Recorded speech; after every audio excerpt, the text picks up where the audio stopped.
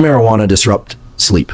Yeah, it does. And there's a pretty good amount of data on, so we can break sort of cannabis down into two of its key ingredients. We've got THC, tetrahydrocannabinol, and we've got CBD. And CBD is sort of the less what we think of as the non-psychoactive component. In other words, when you take CBD, you don't get high.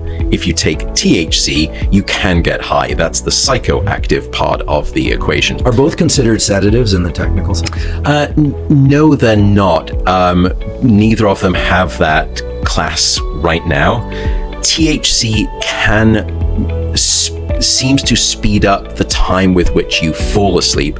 But again, if you look at the electrical brainwave signature of your falling asleep with and without that THC, it's not going to be an ideal fit. So you could argue it's non-natural, but many people use THC for that fact because they find it difficult to fall asleep, and it can speed the onset of at least non-consciousness, I guess is the best way of describing it.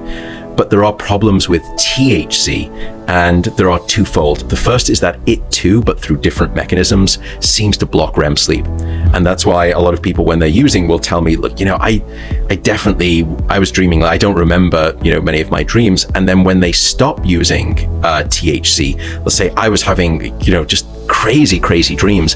And the reason is because there is a rebound mechanism. REM sleep is very clever, and alcohol is the same way in this sense. It's the same homeostatic mechanism. Some people will tell me, look, if I have a bit of a wild Friday night with some alcohol, maybe I'll sleep late into the next morning and I'll just have these really intense dreams. And I thought I wasn't having any REM sleep.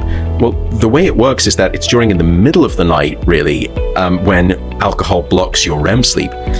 And your brain is smart. It understands how much REM sleep you should have had, how much REM sleep you have not because the alcohol's been in the system. And finally, in those early morning hours when you're getting through to sort of, 6, 7, 8 a.m., all of a sudden your brain not only goes back to having the same amount of REM it would have had, it does that, plus it tries to get back all of the REM sleep that it's lost. Does it get back all of the REM sleep? No, it doesn't. It never gets back all of the REM sleep, but it tries. And so you have these really intense periods of REM sleep, hence you have really intense, bizarre dreams. And that's what happens also with THC. You build up this pressure for REM sleep, this debt for REM sleep. Will you ever pay it back? It doesn't seem as though you get back everything that you lost, but will you get back some of it? Yes, the brain will start to devour more because it's been starved of REM sleep for so long. But one of the bigger problems with THC that we worry about is withdrawal dependency. So as you start to use THC for sleep, there can be a dependency tolerance. So you start to need more to get the same sleep benefit. And when you stop using, you usually get a very severe rebound insomnia. And in fact, it's so potent that it's typically part of the clinical withdrawal profile from THC, from cannabis. And there's anxiety withdrawal. I don't ask anybody to change their behavior. We just, as you said, we try and inform people about what the science says and let them make choices for themselves. People who are regular pot smokers, many will insist they're not addicted, and maybe indeed they don't actually follow the profile of classical addiction. I don't know. I'm guessing some do, some don't.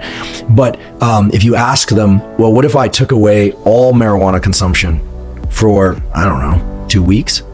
That thought scares many of them, and many of them will experience intense anxiety without marijuana, which speaks to perhaps not addiction, but a certain kind of dependency. Right.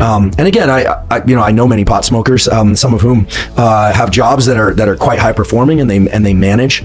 Here in Berkeley, I don't know any of those. Yeah, no, none of those.